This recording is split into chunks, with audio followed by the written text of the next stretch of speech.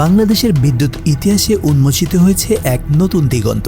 পাবনার ঈশ্বরদীতে পদ্মা নদীর তীরে দাঁড়িয়ে থাকা রূপপুর পারমাণবিক বিদ্যুৎ কেন্দ্র প্রবেশ করেছে তার সবচেয়ে গুরুত্বপূর্ণ অধ্যায়ে। দীর্ঘ এক দশকেরও বেশি সময়ের অবকাঠামোগত প্রযুক্তিগত নির্মাণ এবং আন্তর্জাতিক নিরাপত্তা যাচাই শেষে শুরু হয়েছে পারমাণবিক জ্বালানি লোডিং কার্যক্রম। এটি বাংলাদেশের জ্বালানি নিরাপত্তা, প্রযুক্তিগত সক্ষমতা এবং উন্নয়ন অভিযাত্রার এক ঐতিহাসিক মাইলফলক।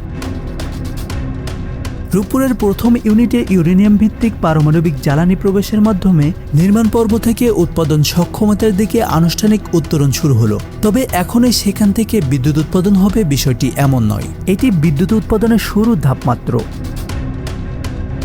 পারমাণবিক বিদ্যুৎ উৎপাদন একটি অত্যন্ত জটিল, ধীর ও ভূস্তর ভিত্তিক বৈজ্ঞানিক প্রক্রিয়া। প্রথমে রিঅ্যাক্টরের কোরে স্থাপন করা হলো 163টি ফুয়েল অ্যাসেম্বলি। এই পুরো জ্বালানি লোডিং প্রক্রিয়া সম্পন্ন হতে প্রায় 30 দিন সময় লাগবে। এরপর শুরু হবে ফার্স্ট ক্রিটিক্যালিটি, যেখানে প্রথমবারের মতো নিয়ন্ত্রিত নিউক্লিয়ার ফিশন বিক্রিয়া চালু করা হবে।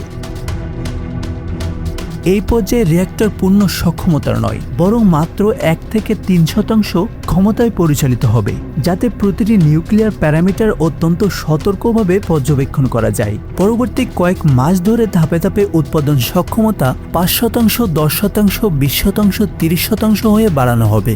রিঅ্যাক্টর 30% সক্ষমতায় পৌঁছালে জাতীয় গ্রিডে বিদ্যুৎ সরবরাহ শুরু হবে। পূর্ণ সক্ষমতায় পৌঁছাতে সময় লাগতে পারে প্রায় 10 মাস। রূপপুরের দুটি ইউনিট মিলিয়ে মোট 2400 মেগাওয়াট বিদ্যুৎ উৎপাদনের লক্ষ্য নির্ধারণ করা হয়েছে, যা দেশের বিদ্যুৎ ব্যবস্থায় বড় ধরনের স্থিতিশীলতা আনতে পারে। সবচেয়ে বড় বিষয় হলো, একবার জ্বালানি লোড করলে টানা 1.5 বছর বিদ্যুৎ উৎপাদন সম্ভব হবে।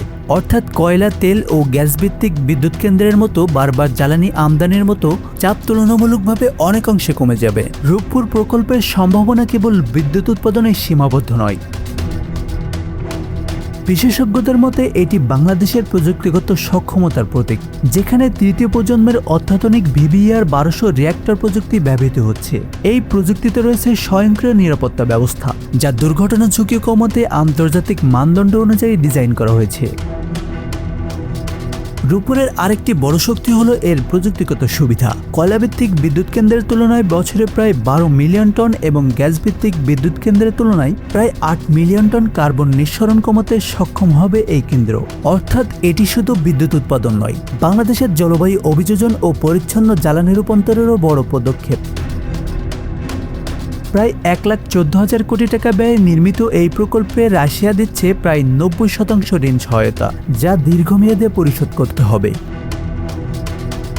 অর্থনৈতিক ব্যয় নিয়ে বিতর্ক থাকলেও দীর্ঘ 60 বছর নিরবিচ্ছিন্ন বিদ্যুৎ উৎপাদন সক্ষমতা এবং রক্ষণাবেক্ষণের মাধ্যমে আরও 30 বছর পর্যন্ত আয়ু বৃদ্ধির সুযোগ প্রকল্পটিকে কৌশলগতভাবে গুরুত্বপূর্ণ করে তুলেছে। বাংলাদেশ এখন দক্ষিণ এশিয়ার প্রযুক্তিগত মানচিত্রে এক নতুন অবস্থানে প্রবেশ করছে।